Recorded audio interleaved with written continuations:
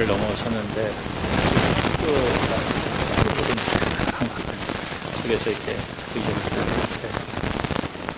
선지서는 사실 이거는 간단한 겁니다. 근데 이제 그 예언서를 보면서 우리가 항상 조심해야 될 것 중에 하나는 단순한 비판을 위한 비판은 아니다는 거예요. 선지자들의 얘기는 처음에는 항상 이렇게 얘기합니다. 그런데 이런 식으로 하면 그런다, 전쟁이 일어난다, 포로로 끌려간다. 이 얘기를 계속 하는 거예요. 이게 뭐 신명기 법전을 근거로 해서 얘기하는데 이스파냐도 같은 이야기를 하고 있습니다. 그러니까 이스라엘 백성들이 하나님을 100% 완벽하게 떠난 적은 한 번도 없어요.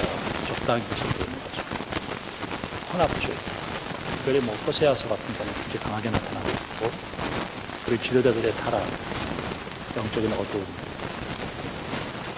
그러면서 이제 나라 망한다 이 얘기를 꼭 하죠.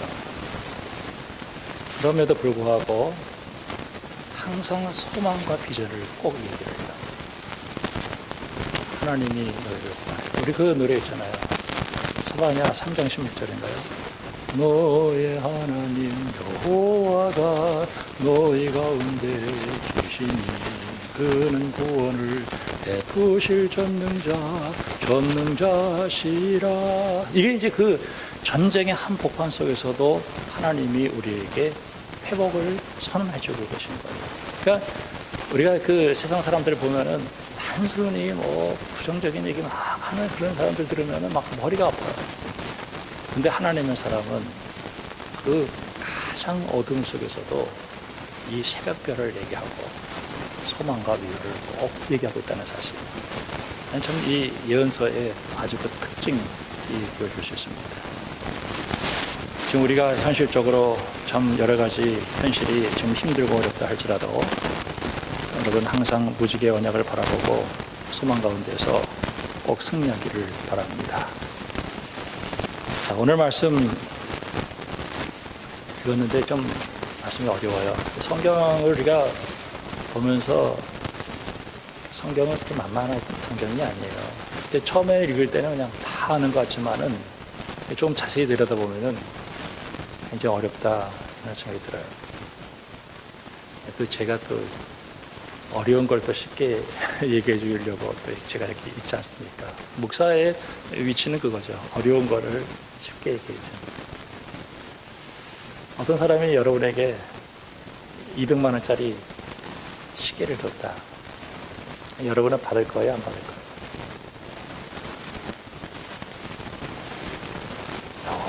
무슨 사기치는 거 아니야? 뭐 이런 생각부터 시작해가지고, 야, 여기 뭐 또 코로나 그 병균 걸릴 거 아니야? 그 의심만 한다고. 그러면 이제 그게 될게 아니라는 거죠. 저는 만약에 어떤 사람이 저한테 시계를 200만 원짜리 주면은 감사합니다. 예수 그리스도 안에서 하나님이 우리에게 엄청난 복을 선언해 주셨어요.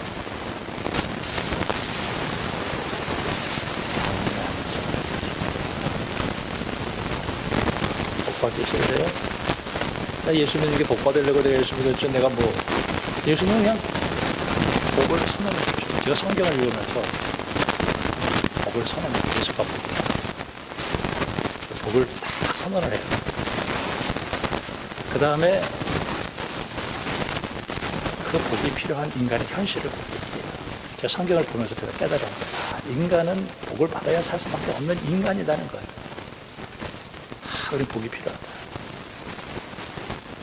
참 죄를 지어서 하나님의 저주와 심판 가운데서 있는 복 다 잊어버리고 헤맬 수밖에 없는 그 인간의 비참한 현실을 얘기를 해요. 꼭. 죄로 인해서 망가진 인생을 얘기해요. 우린 필요하다. 예수님 필요하다. 세 번째로 얘기하는 게 바로 뭐냐면은 그 복을 내 것으로 만드는 과정을 얘기해요. 그 내게 돼야 된다. 그게 믿음이에요. 다른 거 아니에요. 믿음이에요. 믿음으로 내게 돼야 된다는 거예요. 근데 그 믿음을 받아들였을 때 반드시 시련에 와요. 정치적인, 경제적인, 그리고 이단들, 이런 시련들이 많이 오는데 그 시련 속에서 견뎌내야 돼요. 그러면서 이 믿음이 견고해지기 시작하는 거예요. 그 다음에 그 예수님을 흔들리지 않고 매일 만나려고 할 때 뭐가 있냐? 예배를 얘기해요. 여러분, 제가 얘기한 거 듣고 한번 집에 가서 성경책을 보세요. 전부 그 얘기를 하는 거예요. 그 다음에 영적 전쟁에서 승리해야 된다. 그리고 우리 주님이 오셔서 우리에게 복을 주신다. 이게 이제 그 성경의 일반적인 얘기예요. 어떤 사람이 어느 그 땅을 파는 일을, 남의 집에 가서 일을 했어요. 파는 거예요. 근데 파는데 그 안에 보석 금이 딱 나오는 거예요. 묻어두고 집에 가서, 요새 영끌이라는 말 많이 하지, 영끌. 젊은이들이 부동산하고 주식에 영끌한다. 영혼까지 끌어다 영혼까지 끌어다 산다는 게 영끌. 아니, 그분 무슨 말인가 그랬어요. 영혼까지 끌어다가 그걸 사는 거예요. 그 땅을. 내가 예수를 만났어요. 그 예수님 내가 어떻게 해서든지 내 예수님이 되어야죠. 예수님 복을 주셨다. 그러면 나하고 무슨 상관이 있어요? 내 복이 되어야죠.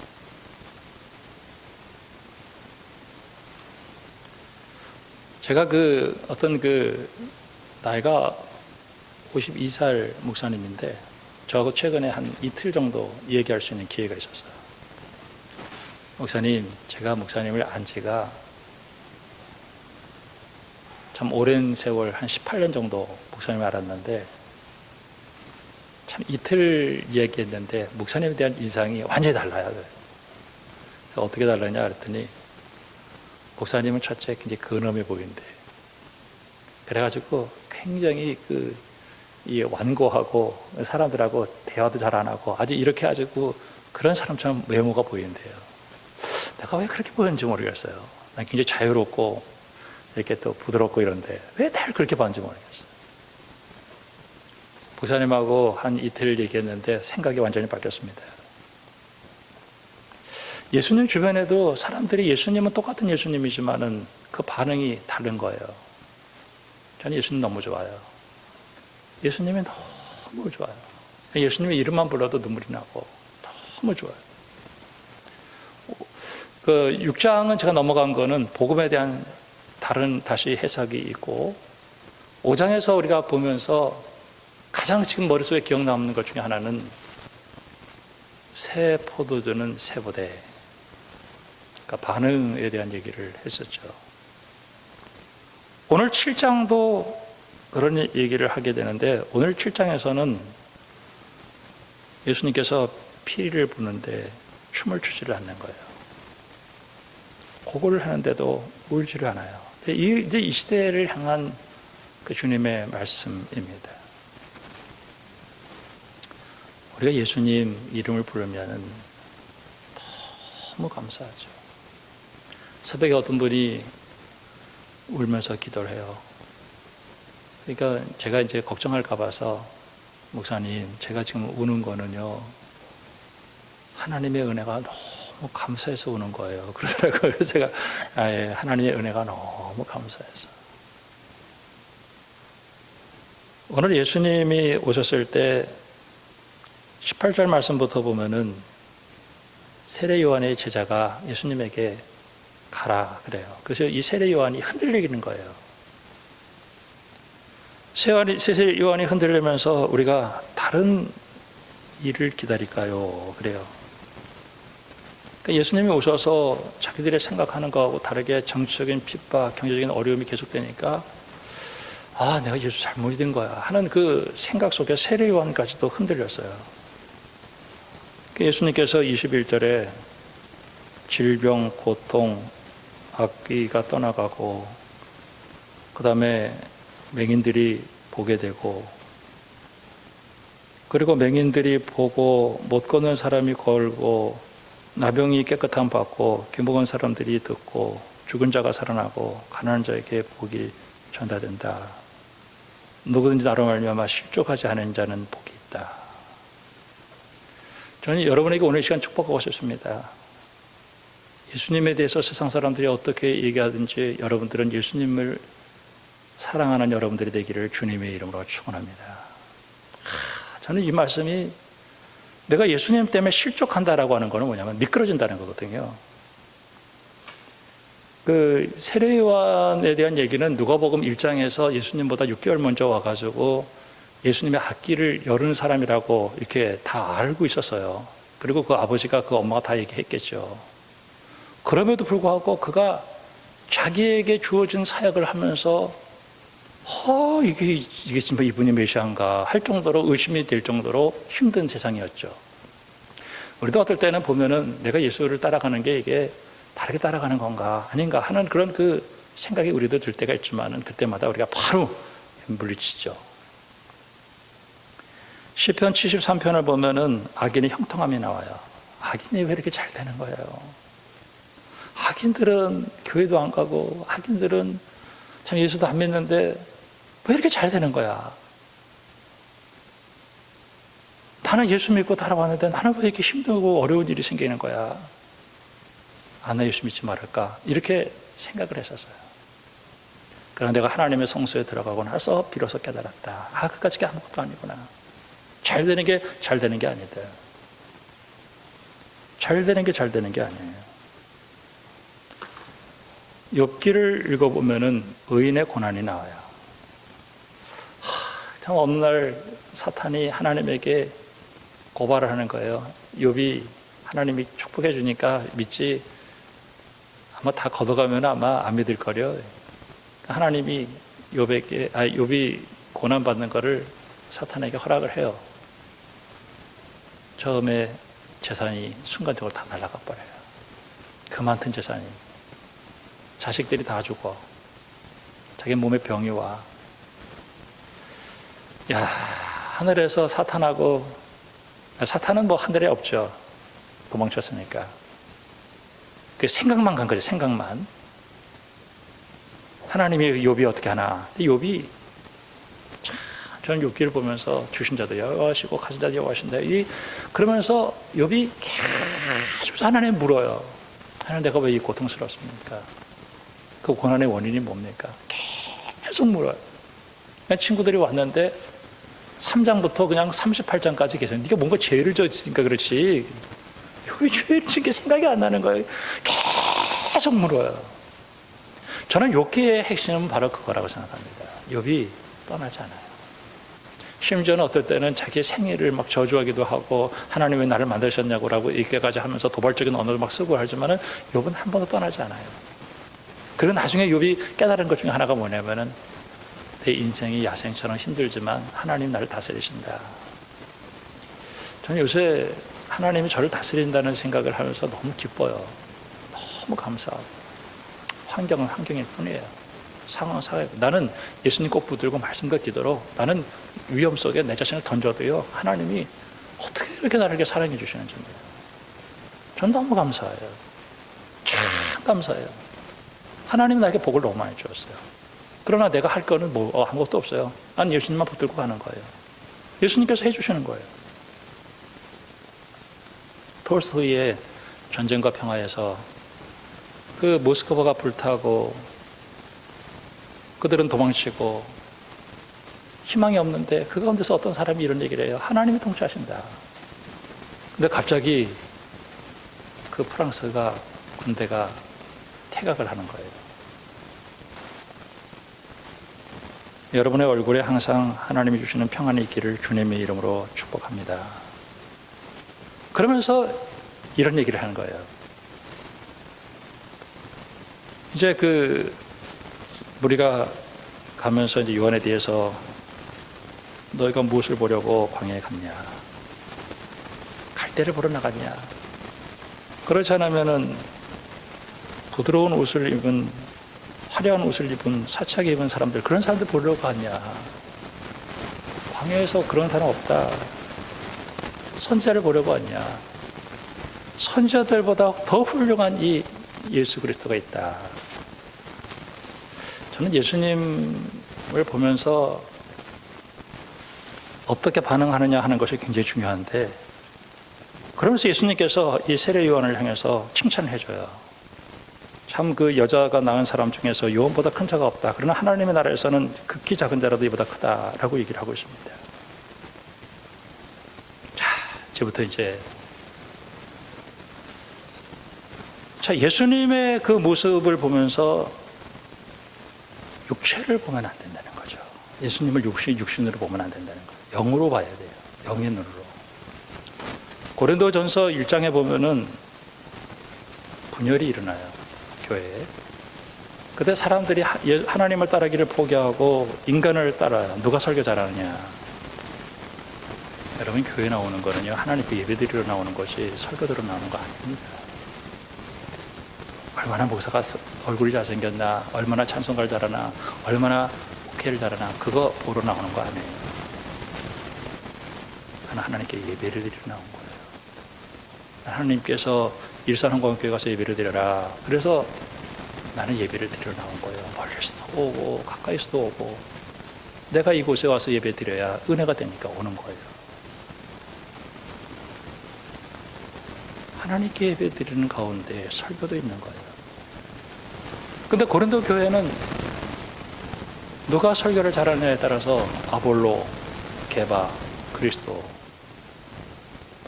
그 다음에 이런 식으로 나눠, 바울, 이런 식으로 이제 내일로 가나눠졌죠. 그때 인간의 지혜라는 말이 나와요. 그러면서 예수 그리스도를 얘기하는데, 예수 그리스도는 성령을 통해서 할 수 있는 분이다 라고 얘기를 하면서 영으로야 깨달을 수 있다. 자기는, 사도 바울은 이 복음을 전할 때 전도에 미련한 것을 가지고 하겠다 그랬어요. 사도 바울을 보면은요, 예수 못 믿어요. 왜? 키도 작지요, 대머리지요, 안짱다리지요, 그 다음에 가끔 간질도 하고 안질도 있죠. 근데 그 사람이 복음을 전하는데 믿는단 말이에요. 왜? 성령께서 하시기 때문에. 그러면서 예수님의 십자가를 바라보는데, 어떤 사람은 예수님의 십자가, 아유, 저거 뭐 십자가에서 죽은 저게 무슨 우리를 구원할 수 있어 하면서 거칠게 보는 사람이 있어요. 아, 저거 어리석은 거야. 근데 오늘 예수님의 십자가를 바라보면서 구원을 받는 사람이 있다는 거예요. 고린도후서 4장에 보면은 사도 바울이 고린도 교회로부터 막 배척을 당했죠. 그래서 이제 그 예루살렘에서 온 사람들이 이 초대장을 가지고 자기들은 이제 임명 받았다 해가지고 와가지고 사도 바울을 가짜로 모는데, 사도 바울에게 몸이 아프고 사도 바울이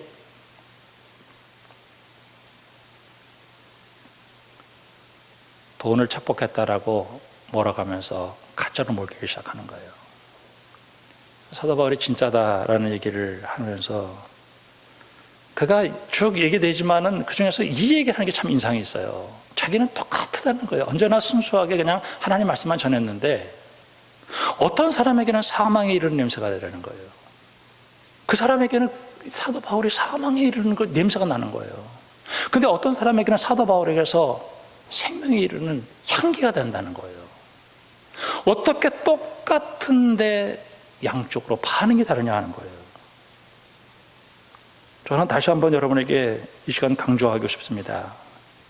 여러분, 예수님 때문에 절대 실족하지 말기를 주님의 이름으로 축원합니다. 자, 여기까지 오기가 어려웠어요. 자, 지금부터 잘 들으세요. 이제 저를 보면 됩니다. 성경책은 여러분 집에 가서 보시고, 7장 1절에 보면 백부장이라는 사람이 나와요. 이 사람은, 백부장은 이 제자들, 이 군사가 100명 정도 있는 중대장급 좀 되는 사람이에요. 이방인이에요. 이 사람의 종이 병이 들었어요. 그러니까 사람들이, 이 사람은 우리 민족을 사랑했고 회당도 지어준 사람이니까 이 종을 좀 고쳐주세요 그랬어요. 예수님께서 알겠다. 근데 이 백부장이 하는 말이, 어떻게 예수님이 우리 집에 들어올 수 있겠습니까?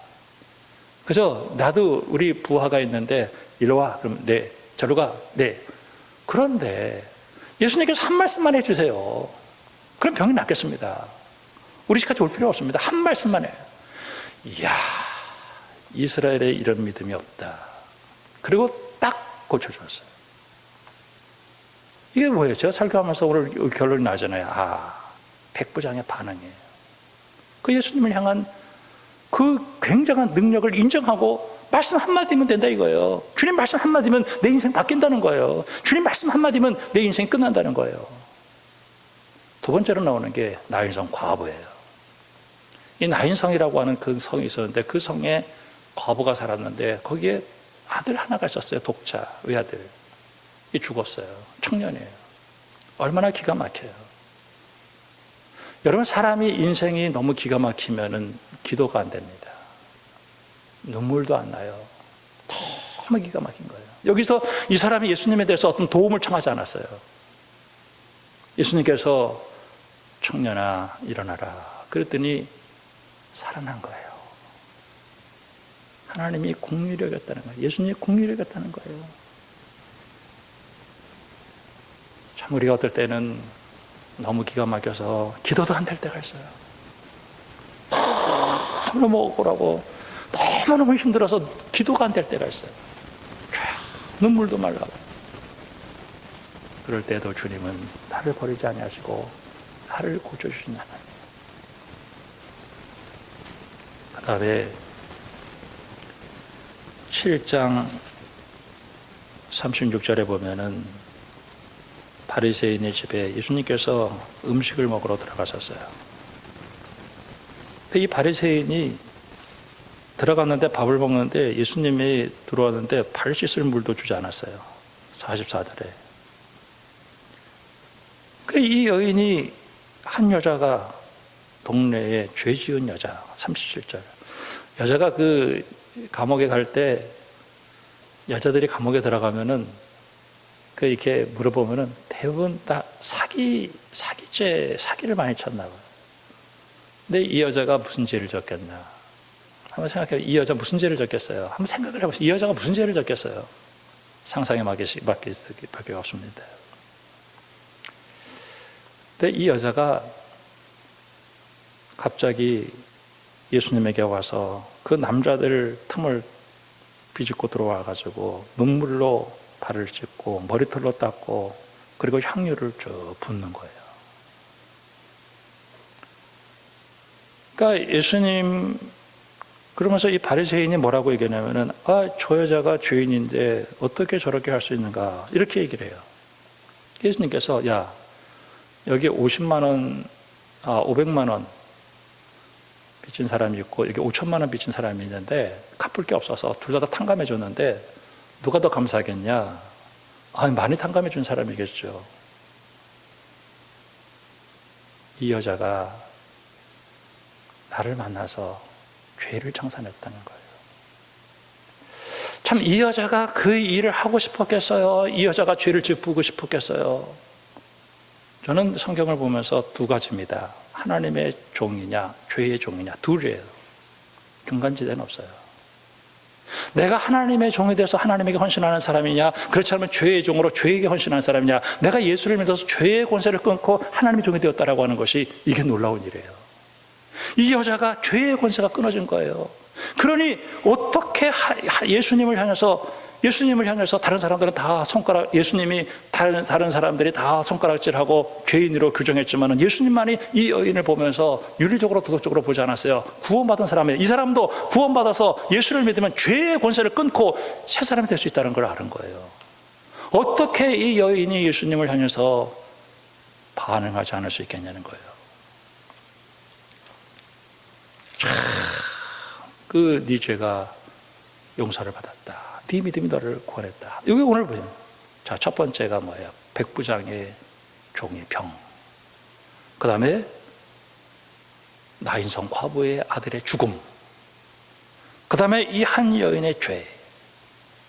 예수 그리스도가 이 문제를 해결했다는 거예요. 여러분, 예수님 믿고 그 은혜가 여러분에게 늘 일어나기를 주님의 이름으로 축원합니다. 이게 얼마나 중요한 사건인지 몰라요. 그러면서 여기에 바리새인과 율법교사가 나와요. 30절에.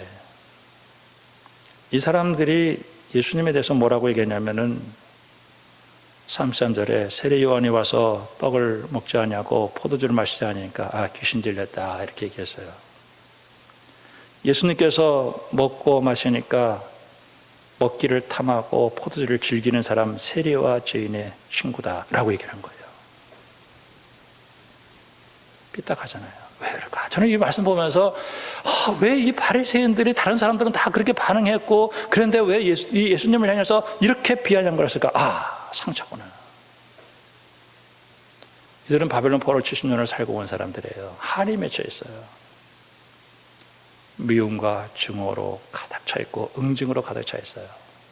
예수님께서는 항상 용서하라고 그러는 거예요. 양보하라는 거예요. 배려하라는 거예요. 이게 이들과의 관계 속에서 충돌이 되어지는 거예요. 아니 메시아는 백마를 타고 군림하면서 정치 권력을 가지고 경제 문제도 해결하고 로마로부터 해방하고, 근데 예수님께서는 그게 중요한 게 아니다는 거예요. 정말 우리가 다음 주에 보겠습니다만 영적 전쟁을 얘기하고 계셨던 거예요. 그러니까 예수님에 대해서 못마땅한 거예요.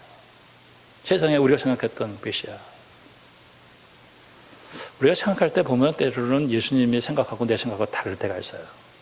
예수님 왜 이러셨을까? 왜 용서하라 그랬을까? 그럴 때 있어요. 누구를 위해서? 제가 어떤 일이 있었는데 그분들이 저한테 큰 죄를 저질렀어요. 그래서 제가 용서하고 다 양보하고 화해했어요. 그랬더니 어떤 사람이 저한테 그러더라고요. 조 목사님 바보예요. 그 사람들이 응징을 해야 될 거 아니에요. 그 사람들 끌어내려야 될 거 아니에요. 왜 양보합니까? 왜 용서합니까? 그러더라고요. 그때 제가 이게 우리들의 생각이구나. 여러분, 바리새인들과 여기 율법 교사들이 다 바보들이 아니에요. 이 사람들이 왜 예수님에 대해서 충돌을 일으켰을까? 예수님은 복음에 대한 얘기를 하고 있는 거예요. 저는 예수를 믿으면서 우리가 양보하지 못하고 용서하지 못하고 배려하지 못하고 화해하지 못한다고 한다면 복음하고는 너무 멀어요. 그 사람은 성경 읽을 때마다 원수를 사랑하라는 말이 이해가 안 될 거예요. 응징을 해야지. 그건 죽여버려야지. 어떻게 그럴 수가 있는가? 왜 예수님을 향해서 이렇게 이야기했을까 하는 게 이해가 되는 거예요. 우리가 이 세상 살면서 정말 내가 복음을 알고 예수를 알아서 주님 말씀이 때로는 이해가 안 될 때도 있어요. 때로는 내가 예수님 말씀대로 살아가면 손해날 때도 있어요. 그래도 여러분, 23절 말씀처럼 누구든지 나로 말미암아 실족하지 아니하는 자는 복이 있다. 여러분, 예수님으로 인해서 실족하지 말기를 주님의 이름으로 축원합니다. 예수님 너무 좋아요. 난 예수님 하자는 대로 해요. 내가 예수님 때문에 내가 손해가 난다 할지라도 난 예수님 너무 좋아요. 이 땅에서 우리가 받은 것이 없다 할지라도 하나님의 나라에 가면 하나님께 다 채워주실 거예요. 여러분, 예수님에 대한 믿음의 반응이 여러분 가운데 일어나기를 주님으로 축원합니다. 예수님 너무 좋은 거예요. 너무 좋은 거예요. 세상에 어떤 것보다도 좋은 거예요. 오늘 유비에 봤더니 이순자 집사님이 목사님 오늘 목사님 설교 안 듣고 가야 돼요. 왜? 장사하러 가야 돼요. 집사님 그렇게 해서 돈 벌면 뭐해? 예배 드려야지. 그랬더니 다 예배 끝나고 축도 끝날 때까지 입고 갔어요. 오늘 더 잘 될 거라고 걱정하지 말라고 하나님 채워주신다. 여러분, 예수님에게 우리가 영광 돌릴 때 정말 오늘 여기 보면 백부장 그 종이 병이 났고 나인성 과부의 아들이 생명을 얻었고 오늘 이 죄인인 이 여자가 죄의 권세를 끊었고 예수를 어떻게 했어요? 믿었기 때문에 그런 거예요. 여러분, 믿음의 사람들이 되기를 주님의 이름으로 축원합니다. 기도하겠습니다. 하나님 아버지, 어제나 오늘이나 내일이나 예수님은 동일하신 분이십니다. 어떤 분은 죄인들의 친구라고 얘기하고 있고